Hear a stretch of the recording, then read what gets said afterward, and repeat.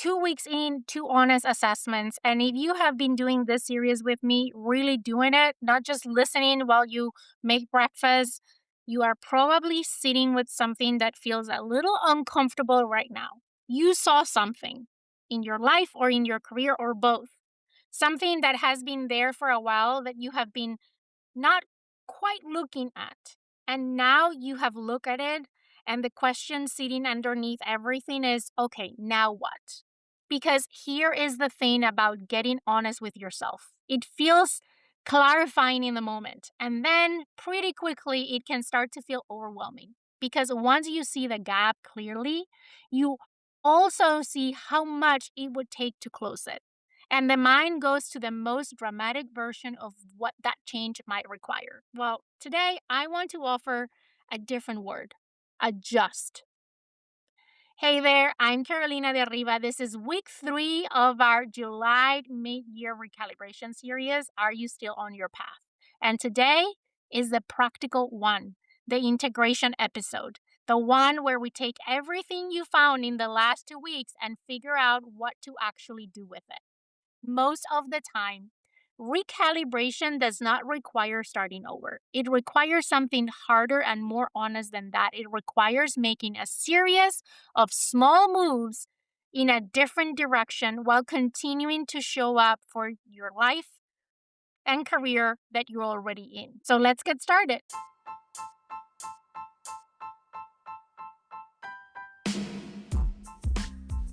Welcome to the Leading Yourself podcast. This is your host, Carolina de Arriba.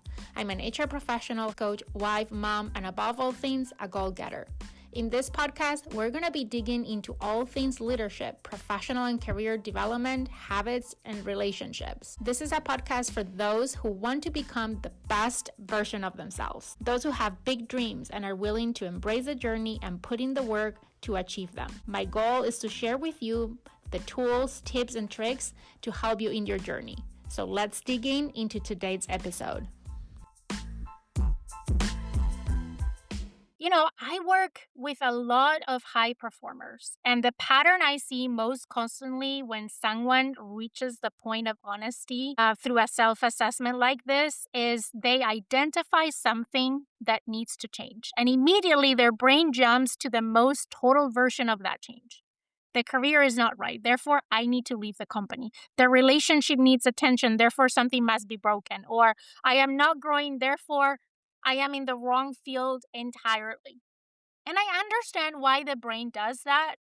When we have been ignoring something for a while, when we have been tolerating a gap or managing around a discomfort for months or maybe years, when we finally stop and look, it can feel like an emergency. Like the size of what we have been not seeing requires an equal large response. But that is not usually true.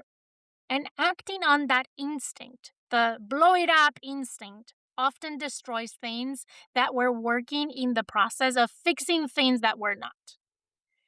So, I want to offer you a more accurate way to think about it. Most of what you found in the last 2 weeks is not like a final verdict, it is a signal.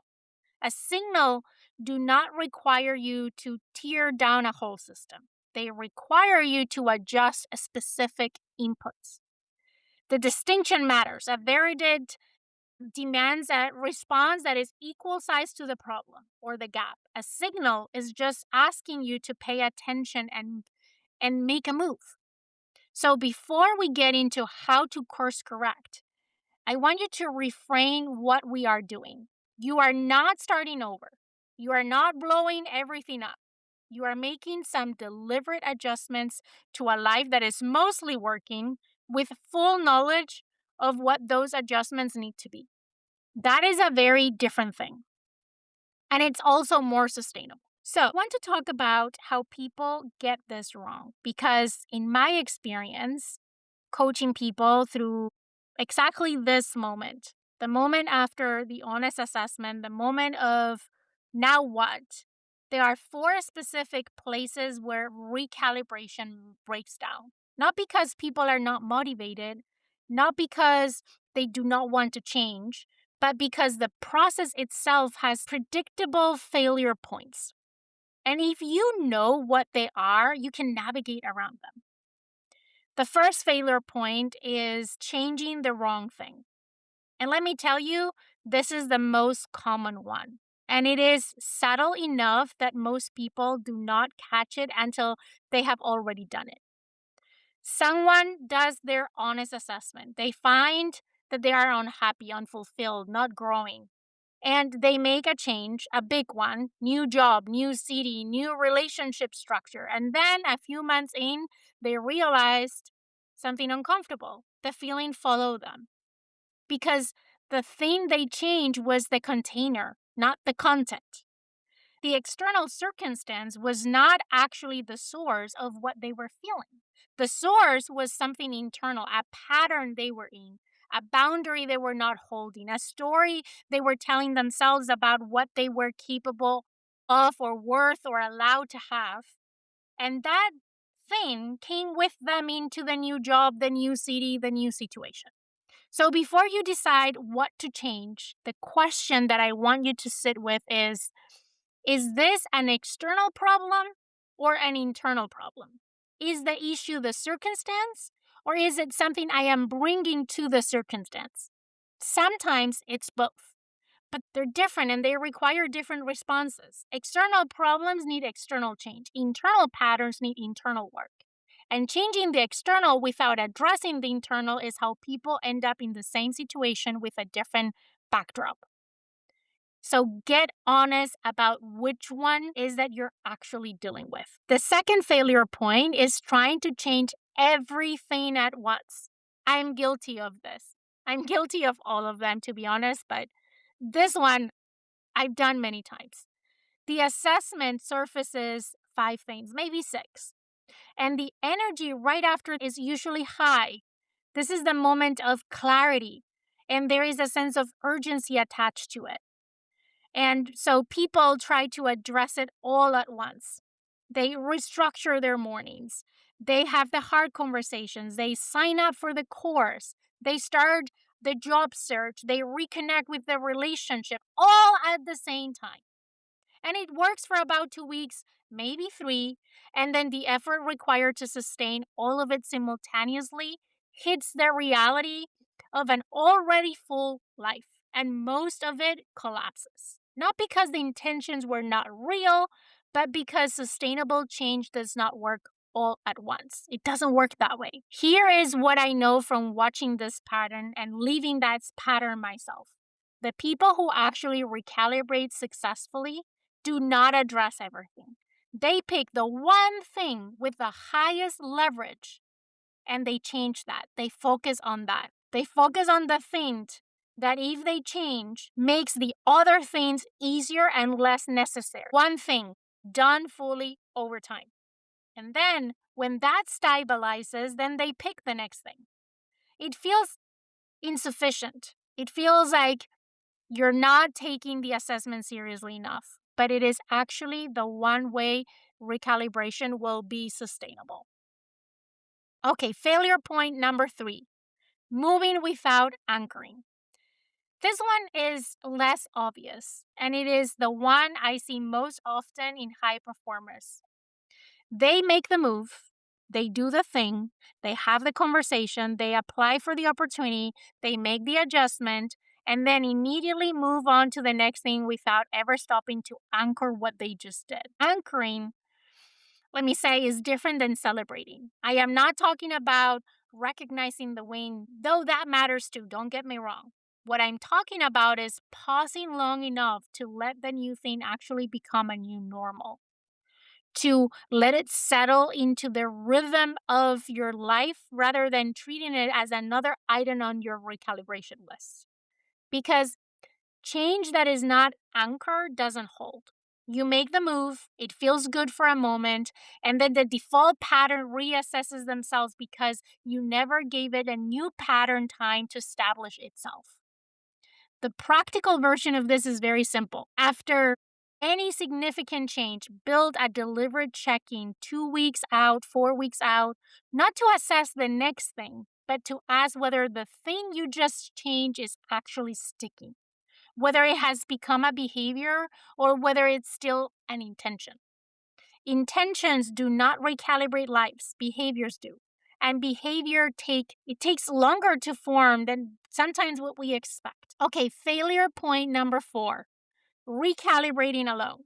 This is the last one and the one nobody talks about. Recalibration is not a solo sport. I know we frame it that way. The check-in is personal, the assessment is internal, the clarity is yours. All of that is true. But the actual work of making change in your life does not happen in isolation. It happens in relationship with the people around you who are affected by your adjustments, who hold you accountable to them, who notice when you drift back, who tell you the truth when you need to hear it.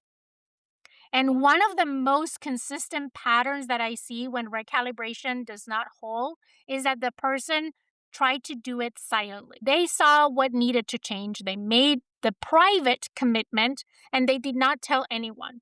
Because telling someone makes it real. And real means you might not follow through. And not following through in front of someone feels worse than just quietly letting it go. But the logic is exactly backwards. The visibility of the commitment is part of what it makes it whole, not the pressure of judgment, not someone standing over you watching your failure, but the accountability of a person who knows what you're working towards and can notice with you whether you're moving towards that.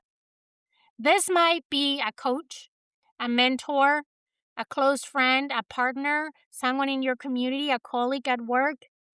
But recalibration without witness has a much lower completion rate than recalibration done with someone. Tell someone what you're adjusting and let them hold you accountable. Okay, let's talk about how to actually do the actual recalibration. Here's how I walk people that I coach about this. It's 5 steps, and I'm going to be as specific about each one because the devil is on the details. So, step 1, sort, do not solve. What do I mean by this? Take everything you found in the last 2 weeks and sort it into 3 buckets. Bucket number 1, what is working and needs protection. These are the things you do not want to accidentally disrupt what you're focusing on, what you're working. You need to name them explicitly. Because when you are in problem solving mode, we can optimize the wrong things out of our lives. Bucket number 2, what needs a deliberate adjustment? These are things that are off, but not like as a catastrophe, right? They can move with intention and time. They do not require a dramatic response. They just require a consistent response.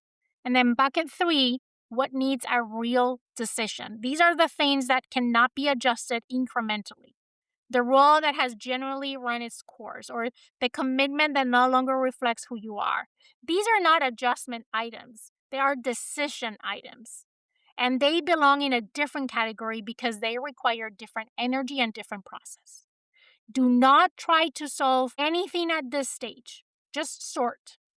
Clarity about what kind of problem you have determines what kind of response it needs. So make sure that you take the time to properly categorize everything you found into one of these 3 buckets. Then step 2, find the highest leverage adjustment. I want you to look at bucket 2 and ask one question. Which of these things in bucket 2, if I change, makes the other things easier or less urgent? This is your highest leverage adjustment. This is where your energy goes first. It might be a conversation you have been avoiding that once had frees up significant amount of cognitive and emotional bandwidth. It might be a boundary around your time that if set changes the whole texture of your week. It might be a skill you build that opens access to a kind of work that actually you want to be doing. The leverage question is important because most people pick the easiest thing first, the thing that feels achievable, rather than the most impactful thing. And the easiest thing often does not move anything else. When you pick the easiest thing, you do it, you feel good about it for the moment, and then everything else is still exactly where it was. So instead of focusing on the easiest thing, focus on the high leverage thing. Highest leverage, not easiest first. Step number 3, define the minimum viable change. This is the one that goes against most people's instincts because when we feel the urgency of recalibration, we want to do the full version all at once, starting immediately. So instead, I want you to ask this question: what is the smallest version of this change that would still be real? Not the smallest version that feels like you're taking it seriously. Not the version that looks good from the outside. What I'm talking about is the smallest version that would actually move the needle, that would create a real and different outcome in your life and or career, even if it looks modest from where you're standing. Because small and sustainable beats large and abandoned every time. And minimum viable is not a compromise, it is a strategy. You are choosing the version of change that you can actually hold given the life you're already in. And then you build from there. Okay, step number 4 is build the anchor before you make the move. What do I mean by this? Before you act on the change, before you send the email, or have the conversation or make the commitment, build an anchor. 2 things. First, tell someone, one person who matters to you and who you trust to be honest. Tell them what is that you're adjusting, why you're adjusting, and what you want them to notice with you. Not to hold you accountable in a pressure way, but to witness the change and help you see over time whether it is actually sticking. And the second thing is identify the trigger condition. What is the thing that most reliably pulls you back to the old pattern? Because it will happen. The old default will reset itself. And if you know in advance what the trigger is, what situation, what stress, what kind of day makes you most likely to revert back, you can prepare for it rather than be ambushed by it. Most recalibration collapses not because the change was wrong, but because the conditions for relapse were not anticipated. So anticipate them. And then step number 5 is assess at 6 weeks, not 6 days. This is the timeline mistake that most people make. They make a change and then they assess it too quickly, maybe after a week or two. And the change hasn't settled yet. It still feels like you're putting a lot of effort. It has not become automatic.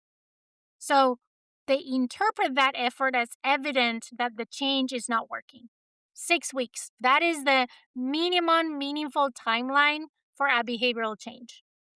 6 weeks is long enough for the initial novelty to fade, for the effort to normalize, for the first round of disruption to pass. You know, if something is still holding at 6 weeks, is still showing up, still creating a different outcome, it is probably going to hold. If it has collapsed by week 2 or 3, you need to diagnose why, not abandon the change. Put a check-in on your calendar 6 weeks from when you make your initial move. Not with the purpose of evaluating whether you did what you said you were going to do, but to honestly assess what is working about how you're doing it, what is getting in the way, and what needs to be adjusted. Recalibration is not a one-time event. It is a practice. The assessment, the adjustment, the anchor, the checking over and over. And that's it. That is the integration, the 4 places where recalibration fails, and the 5-step framework for doing it in a way that actually holds. Sort, find the highest leverage, define the minimum viable change, build the anchor before you move, and give it 6 weeks before you judge it. You have done real work this month. 3 weeks in, and you have a life check-in, a career check-in, and now a framework for what to do with what you found. That is not a small thing. Next week is our final week. Week 4 is the reflection episode, and we're going to do something that I love about these reflection episodes. It is going to be a real conversation about what you're taking into the second half and what you're leaving behind, and the questions that I think ties the whole month together. Also, I will be answering any questions you have, so make sure you send them to me because I'll be answering them live next week on the last episode of this series. So, my question for you is, are you still on your path? By next week, I think you will know the answer. I will see you then. Okay, my friend, that's all I've got for you today. But before you go, 2 quick reminders. Number 1, if we're not already friends on Instagram, let's get connected. You can find me as Leading Yourself Podcast. Number 2, make sure you're subscribed to the podcast so you never miss an episode. Thank you so much for joining me today. I am incredibly grateful that you're in this journey with me. I want to leave you with one last thought. I want to remind you that you're destined for more and that every step that you take brings you closer to becoming that best version of yourself. Embrace each day as a chance to learn, grow, and chase your dreams. The world needs you to shine brightly, so go out and show up fully and authentically. Take care, and I'll see you next time.